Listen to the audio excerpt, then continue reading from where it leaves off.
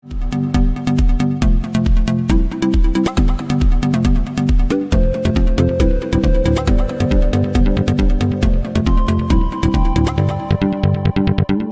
estou aqui mais uma vez com essas duas feras, pastor Samuel Gonçalves e pastor Felipe Souza, para compartilhar com vocês algumas lições da vida do profeta Elias. O profeta Elias é cognominado ou apelidado de o leão dos profetas.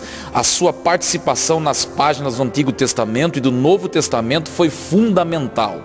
A vida de Elias se resume em Carmelo, em deserto, em fuga para o extremo sul de Israel, no caso Berseba, e também a caverna. Todos nós temos alguns desafios. A vida cristã, ela é recheada de desafios. E o pastor Samuel Gonçalves vai compartilhar conosco alguns pontos fundamentais da vida do profeta Elias. E eu quero que você dobre a sua atenção agora.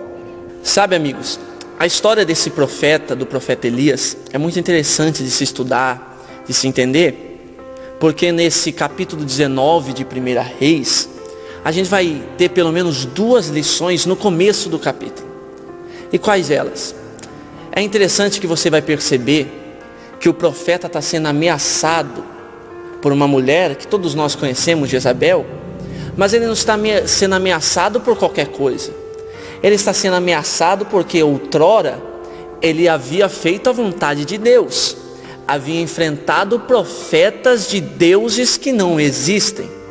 Então, você percebe nesse contexto que todo profeta sofrerá retaliações por fazer a vontade de Deus. E é isso que o profeta está sofrendo, retaliações por fazer essa vontade divina. Deixa um texto para ficar mais claro. Quando Jesus manda os discípulos entrar no barco, os discípulos estão no lugar que Jesus mandou, estão fazendo o que Jesus mandou fazer, e mesmo assim a tempestade se levanta contra o barco. Então a gente tem que entender que não é porque somos profetas, somos usados, que retaliações não virão. Ao contrário, por fazer a vontade de Deus, retaliações virá. Porém, o texto continua, e o texto vai dizer que ele, nessa angústia de fugir, antes de entrar no deserto, ele deixa o moço dele para trás. E esse é um dos maiores erros. Por quê? Porque nem tudo a gente tem que fazer sozinho. Ele tinha alguém para ajudar, alguém para chorar junto com ele, alguém que na hora da angústia poderia dar um conselho, poderia ser o apoio. O próprio Jesus, quando mandou os discípulos em uma missão, mandou de 2 em 2. Não vá sozinho, porque se um cair, o outro ajuda a levantar. Então, entenda isso. Não abandone quem está do teu lado. Não pegue toda a carga para você. Tem alguém do teu lado que pode te ajudar. Tem alguém do teu lado que pode te aconselhar. E eu quero te dizer, pode ser que nesse ano de 2019, Deus vai colocar alguém do seu lado para te ajudar. Não abandone o seu moço, porque o deserto é longo e você precisa de ajuda. Pastor Samuel, meu amigo, pastor Jean, belas palavras, é uma realidade.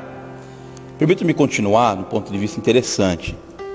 Logo que Elias entrou no deserto, a Bíblia diz que ele viu um pé de zimbro, uma árvore típica das regiões dos desertos, e ali ele deitou e fez uma oração terrível. A Bíblia diz que ele orou pedindo a Deus a morte. E há um ponto interessante a ser notado ali, pastor Jean. Ele disse assim: eu não sou melhor do que os meus pais, tira de mim a vida, basta. Não quero mais profetizar, eu não quero mais ser usado como boca do Senhor aqui na terra, para mim já deu, cansei. Eu percebo que há duas lições rápidas. A primeira lição que eu posso extrair desse texto é justamente no ponto da oração que ele diz assim: eu não sou melhor do que os meus pais. O grande problema dessa minha geração é justamente assumir uma responsabilidade que Deus não deu. É querer fazer o melhor sem Deus pedir para fazer o melhor. Deus não pediu para Elias ser melhor do que ninguém. Deus pediu, ou na verdade Deus encaminhou Elias para ser profeta. Primeira lição, mal dessa minha geração, é querer fazer aquilo que Deus não pediu para fazer. Isso traz a nós acúmulos de cargos, leva-nos nós a um cansaço espiritual a ponto de dizer, não quero mais. Perceba que o deserto estava determinado a fazer Elias parar.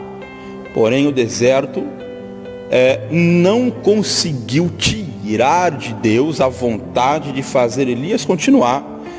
Porque quando Elias determinou no coração em parar, dormiu, Deus convoca um anjo, você conhece a história, e leva para ele pão e água. Interessante, pastor Jean, é que a Bíblia diz que o anjo chegou lá, cutucou Elias, Elias acordou, Elias comeu, Elias bebeu e voltou a dormir. Perceba que ele estava tão determinado, que nem a comida que Deus destinou a ele, bastou para acordá-lo. Não, eu vou comer, mas vou dormir, porque eu não quero mais. Só que o deserto aprende ali que Deus estava determinado a reanimar o profeta. Eu imagino Deus, vamos conjecturar o texto, Deus olhando por o anjo e dizendo, mas espera aí, cadê ele? Não acordou não, Senhor, então volta. Volta, porque o desejo dele parar não é maior do que o meu desejo de reavivá-lo. O anjo voltou pela segunda vez, Elias comeu, Elias bebeu.